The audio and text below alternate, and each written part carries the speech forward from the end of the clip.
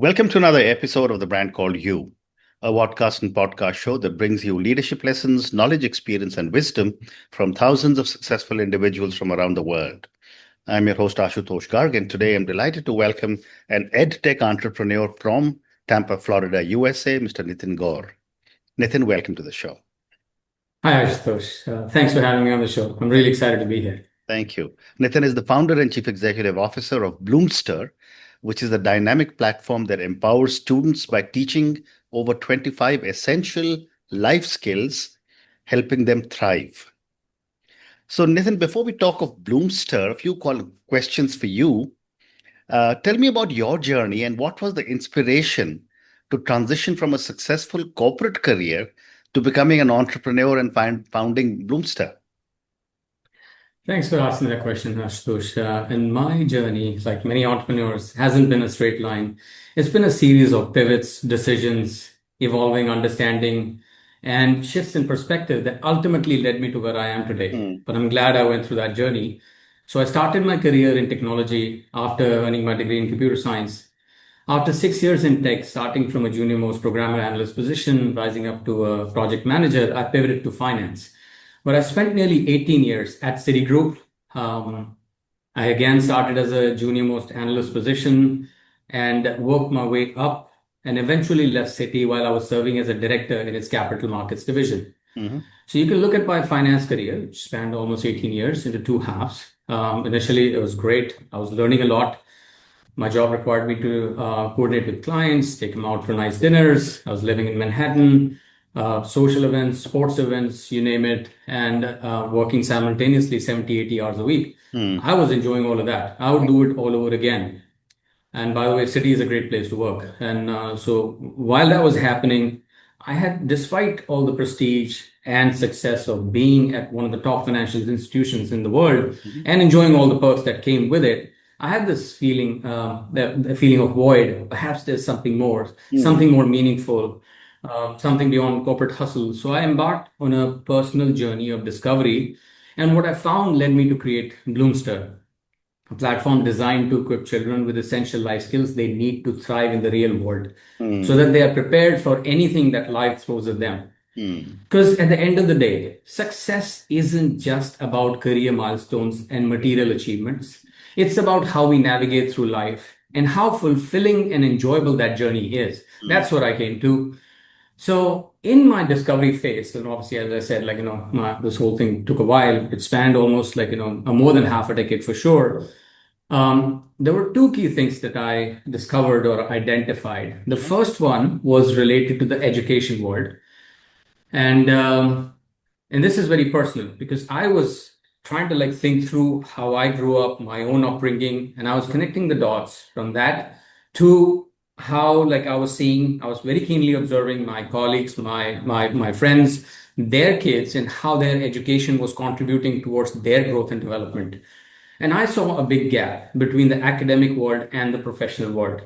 So my job in my finance world allowed me to coordinate with top law firms, accounting firms, consulting firms, and with Citi's global footprint. I was working with colleagues in multiple countries. The point is, I was working with top professionals who've come from great universities and they've had great experience working at other institutions as well. So I knew what was required in the professional world. And then I was looking at what's our traditional education is doing. Our education system is not focusing on the skills that are required in the professional world. And that's why I said, and I saw a big gap. Let me Mm. double click on that. As I was growing up, obviously when you're starting, you're that junior analyst or associate, you're just following directions from your senior colleagues Mhm. and you're doing the grunt work, if you will, where you spend most of your time. But as you rise up on those senior roles, there's much more required from an individual, Mhm. more than just doing your technical stuff. So I Yeah. quickly realized that being good at your craft, just the technical stuff, isn't enough. Mm. You are required to lead teams. You're required to mentor your junior colleagues. You are required to have those tough conversations, give reviews. You're required to hire, you're required to fire, you are required to negotiate transactions, resolve conflict. and sell your transaction internally, because at banks we have to get our transactions approved, and sell externally because you're raising funds, you're coordinating with other banks or hedge funds and all. Yeah. So you're required to be a sales. In short, you're required to be a leader. Yeah. No one focuses on those skills. I was defaulting on so many of those. I mean, usually you may resonate with this, or the audience, that a lot of people focus on these skills when they are in their 30s, while they're working and stumbling through these challenging situations, which I was. And that, in my opinion, is very inefficient. I wish someone guided me early on. So that was the key piece there. Let's put a pin in here. I'll talk about the second thing and I'll come Yeah. back to this. The second big thing was about technology. And it's not the tech developments that have happened, let's call it like in the last two decades or so, but it was the pace of change, or the pace at which things were changing, which was like, a concern to me. Because if you see, like after the coming of, let's go back to the time when Google came on in 98, and then the dot-com took off, and then social media came 2003, 2004, then smartphones. That smartphones and social media changed the entire fabric of how we live, how we interact, our social aspects, right? So that was concerning. And things were changing so fast that we were just mesmerized by the technology, and we were like so into it that we weren't paying too much attention to how it was affecting. So we had a decade go by until we realized, oh, these things are not social networks. These are things that are making us antisocial, unhappy, and in many cases depressed. So I was already concerned with that. Now we have AI, and this is like whole different thing. So with AI, we need to be even more careful. But the problem is we don't have that luxury of time. Things are changing at such an exponential rate that if we are not, like, conscious and take handle of what is happening, we will not be able to in 5 years from now, because things are going to go out of control. That's my opinion. Okay. So think about it, like how things are changing. What would the world look like in 5 to 10 years from now? That world would be dominated by intelligent machines, constant change, and extraordinary unpredictability. We would not know what's coming our way in a year from now, because AI will continuously change the game. So that individual in that world would need to continuously learn new things, adapt to change, be resilient, have a growth mindset, and make decisions, take risks over and over again. As I said, like, AI will be changing the game again and again and again. So with those kind of skill set, I thought, and then you saw, like, what's needed in the professional world, we need to focus on something more than just academics. I'm not saying academics absolutely essentials, but then you need something more. And that's why I created Bloomster, that solely focuses on these essential skills. So that was the whole thing. And obviously, it still took me like a few years. It's hard to get away from that security of that paycheck and all that kind of stuff that goes with it. But eventually, I did started building Bloomster in early Okay, thank you. 2022. Thank So that you. was the whole story. Thank you. You've given me a very detailed explanation of Bloomster. But I want to ask you a very basic question. Everything that you've told me so far is for people who've started work. And you talk of student development. How do you define student, and how do you define holistic student development? That's a great question, actually.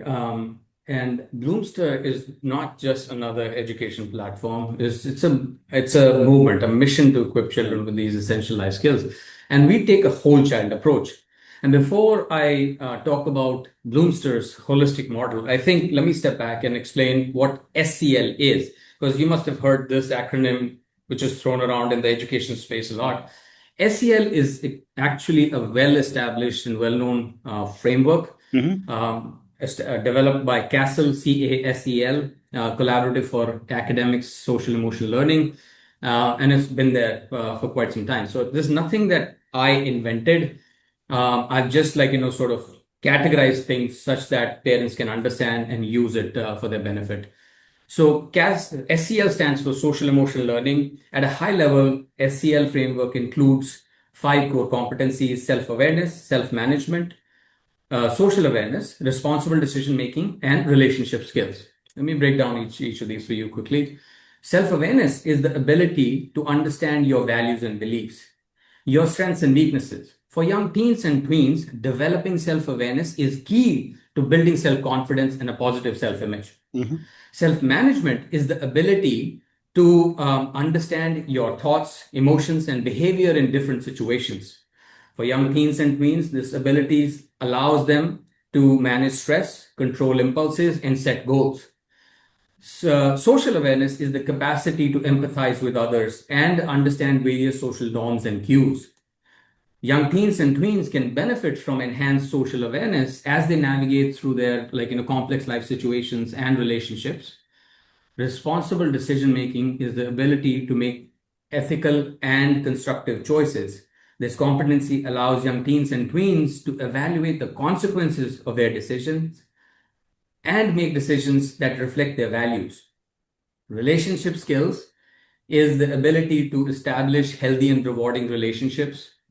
For young teens and tweens, is developing strong relationship skills is key and crucial to effective communication, conflict resolution, teamwork, and foundation for leadership. Now, this SEL framework covers two critical, crucial parts of Mm. child's growth and development, which are social and emotional. But Bloomster takes it a step further. Bloomster has a five-dimensional approach, which is social, emotional, intellectual, mindfulness, and physical.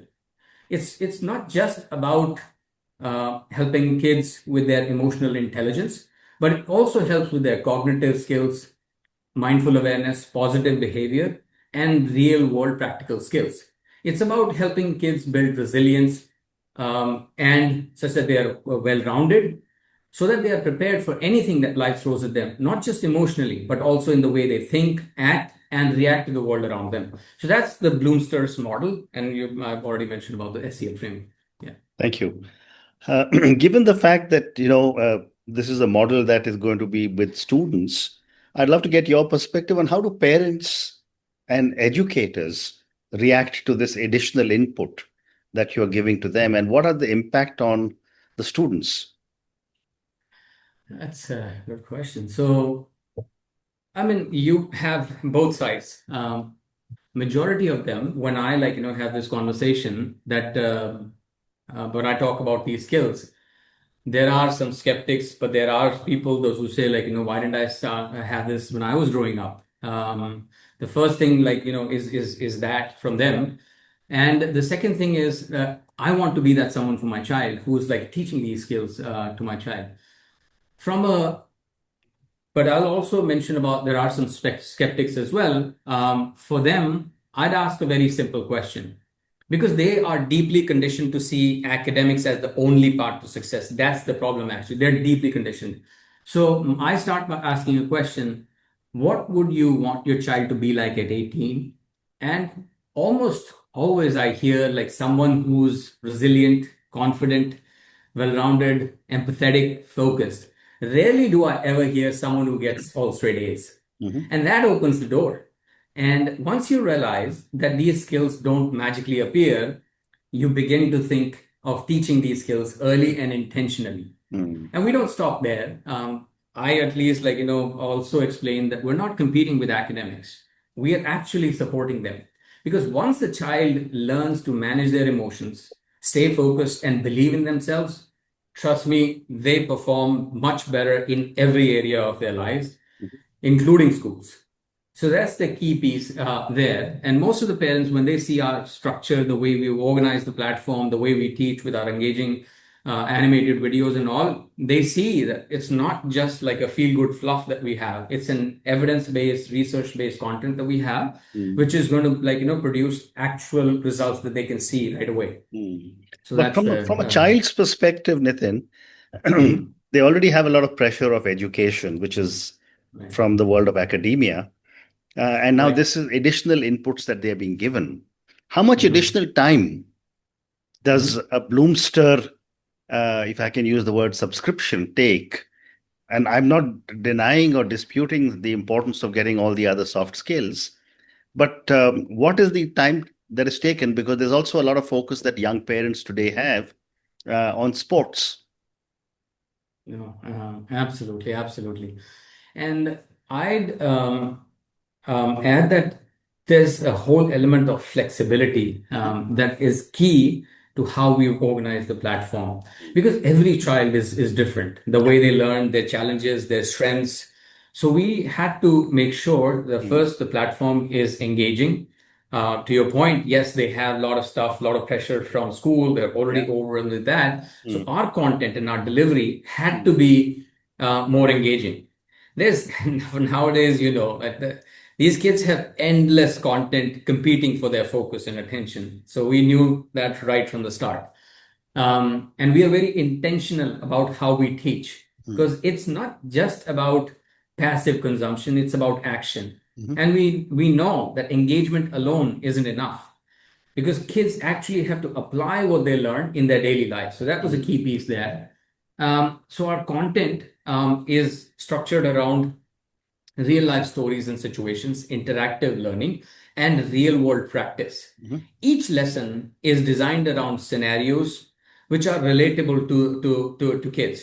Things that they actually face on a daily basis. Things like, dealing with peer pressure, or being overwhelmed at school, or navigating complex relationships. Mhm. So we take these scenarios and present it using our characters and stories that are relatable to this age group, Mm. so that it makes it relevant and personal, and the reason why it sticks with them. So once it's personal, because they can clearly see themselves in those characters. Right. And we don't stop there. Each course has interactive check-ins, reflection exercises, module challenges, and activities that encourage learners to take what they've learned in these courses and use it right away. For example, if they're learning about impulse control, they are encouraged to practice stop, think, and act method that they've learned in the course and Mhm. use it in the real life situations that they're going through. Or if they're learning about leadership, they're encouraged to take on small leadership roles at home or in their community or at school in Mm. some projects or something. And we also have, various things where we give tools to parents. And there's a whole different thing that we just launched. It's called SCTs, Set Goals, Collaborate, and Track System, which helps parents. It provides them insights and nudges to help them support their children in Mhm. their learning Mm. journey without them being a teacher. So there are tools for that. Because at the end of the day, Bloomster isn't about teaching concepts. It's about building habits, so that children are not just learning about resilience or effective communication, conflict resolution, problem solving. They're Mhm. actually living these skills in their everyday experiences. So Mm. that's how Yeah. we And make sure at that kids are learning. what age do you believe life skills need to be imparted or taught? That's a good question, actually. So I strongly believe that they should, as I mentioned in my own upbringing and all, we tend to focus them pretty late. Mhm. And I've always felt that it has to be early on. So that was a big question for me. And I wanted to cover all K through 12, but that's a huge undertaking. Mm. So I chose this middle school age group. In the US, it's around 10 to 14, let's say. Mhm. So let's call it 10 to 15. Yeah. And why is that? Because if you look at it biologically, Mhm. we start our that prefrontal cortex where all our executive functions are, impulse control, decision making, and all that starts developing. Physically, it doesn't exist before your 10-year-old early adolescent years. It Mm. actually starts in our early adolescent years, are 10 to 19, when it's pretty much formed. But human brain continues to mature until we are 25. So Mm. that was the physical, biological reasoning behind why I started with that age group, because they're so vulnerable. The Yeah. second reason, at Mm. that age, they're just coming out of their parent-centered world where mom and dad are everything. They look to them for any kind of thing. And now they're looking outside for social proofs, validations from friends at home or school, teachers. And there's a whole other aspect, and they are very vulnerable. You Mm. don't want them to learn something which you don't want, like a negative thing, so that they're sitting with that for years and then trying to unlearn in their adulthood and all. So Mm. that was the reason why I focused on this early age group. Mm. And I'll also add there are two aspects I feel like to us, thinking about our growth and development, Mhm. which are you must find your lane and then walk that lane. So Mm. both are equally difficult, actually. Mm. I'm guessing you will resonate with this. Mhm. That a lot of us don't like think about what we are good at, because we keep hearing you have a unique talent and you just need to find it, but we don't like actually focus on it, or we don't have a structure or a mechanism to even try and think about Mm. how to think about what we are good at. We're just told you have a unique talent. At least, like, that's I used to think about it and never got like a good answer what I'm good at. Because unless you try something, unless you think about it consciously, what matters to you, you won't be able to. Mm. So Bloomster helps in that aspect. But also, once you know what you want to do, or what, at least for the time being, what you're good at, then you have to walk that lane. All these like stars, like, Michael Phelps, Tiger Woods, like Steve Jobs, Bill Gates, and all, they didn't become who they are by just like, okay, I'm good at this, I'm going to start doing this. They had to, like, go through the rigor of getting up at 4, like, being in that swimming pool, or Tiger Woods on the golf course, like, hitting those balls for years. And then you, like, you become, yes, there are some like exceptions where like people are born with some skills, but that's like, very, very small handful of people and all in the world. Wonderful. Most of us have to do that grind to get to a level Sure. where we are really Sure. find Sure. out what we're good at. Yeah. So, time for two more questions. How do you balance the need for structure with the need for creativity in your Mhm. model? You know, Again, those are good questions, Ashutosh. So both are equally important, and we believe that like they don't compete; they actually collaborate. The structure provides a sense of security and direction to kids, and they Mm. need that. Security is one of the key things that they look for, and once you give them a direction, they are good at, like, walking that path, because they're young at that age. And creativity is where, like, it becomes personal, and they take ownership, and where the real learning thrives, and then they grow. Mm. So these are very important to Bloomster. And as I mentioned, that we have defined a structure. So each course has those check-ins, is structured into 4 modules. Each modules have at least 8 lessons. So that's the structure that we follow. So kids go through each and every lesson. They are animated lessons, so they are engaged with that. There are 2 knowledge checks with 3 questions in each one, and each knowledge check is scenario based. As I said, there's nothing definitional that we're going to ask you, okay, what is self-awareness? Pick one of these. It's about, you learned this thing. How would you apply in this real life Mhm. scenario? That's what we encourage in our knowledge checks. And then you have reflection exercises, and then we have module challenge also in each module. So that's the structure that they appreciate. Mm. And then the creativity is where we are just providing them the tools. We're telling Mm. them, okay, if you, because kids at that age, they make so many decisions on a daily basis, but they don't have that yardstick. So in our self-awareness course, what we are doing is we're providing them the tool, and then letting them decide how they want to. They are encouraged to be creative in applying that tool into their real life situations. So that's where Mm. creativity comes, and then they take ownership of that. Mm. And the self-awareness example, we encourage them to do an inventory of their values and beliefs, what matters to them, why it matters to them, then making any decisions. And they can do that with their family also. So Mm. it becomes a family thing. And then making any decisions becomes so much easier. Okay, this doesn't align with my values, so it's a no. And if it Right. aligns, if it matters to me, it's a yes. So, Mm. just for an example. Fascinating. Yeah. And my last Mhm. question for you, given the amount of focus you give on life skills, and Bloomster, of course, is, uh, I'm sure, giving a lot of amazing opportunities for young students. Do you see the role of life skills evolving in the future of education?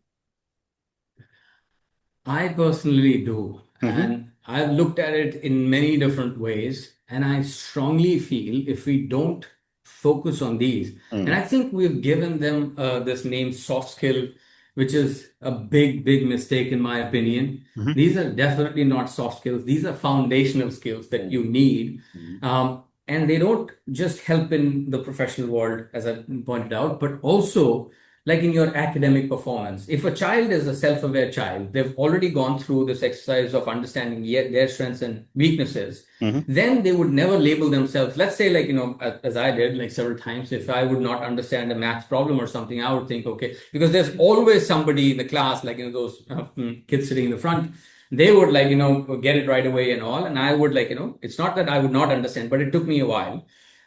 You don't want your child to label themselves, oh, there's something wrong with me. But once a child understands their like strengths and weaknesses, it's just a matter of them like, okay, this is something I need to learn, put in more time and focus, ask for help. That's the key piece here, that it just takes time. So my point here is like in the future, as I pointed out, the tech world, that world is going to change and shift. Like, you may have seen, but it's worth reading a report that came out from World Economic Forum. It's called Future of Jobs, came out earlier in the year. That report clearly shows how more than 50% of the jobs in the world would be affected. Either they'll be fully automated or would be significantly influenced by algorithms or AI or robotics in some way.